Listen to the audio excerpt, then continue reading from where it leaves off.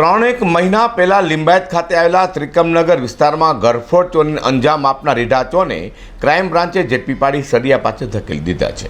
Crime બ્રાન્ચની team નાસ્તા ફરતા આરોપીને ઝડપી પાડવા મેદાને છે, ત્યારે બાતમીના આધારે લિંબાયતથી ઉધના જતા રસ્તા પર આવેલા રેલવે ગંડારા પાસેથી રીઢા ઘરફોડ ચોર સંદીપ અંબાલાલ જાદવને ઝડપી પાડ્યો હતો।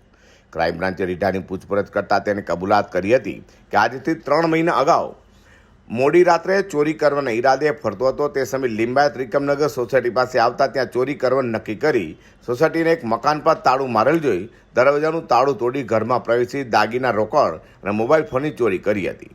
તો મહિલાઓને કાનમાં પહેરવાની સોનાની શેર વેચાણ માટે જતા પકડાઈ હોવાની કબૂલાત કરી હતી।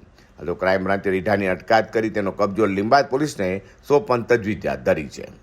તો વધુમાં રીઢો ઘરફોડ સંદીપ જાદવ અગાઉ મારામારી તેમજ ગેરકાયદે વિદેશી દારૂની હેરાફેરીના ગુનામાં પણ ઝડપાઈ ચૂક્યો છે।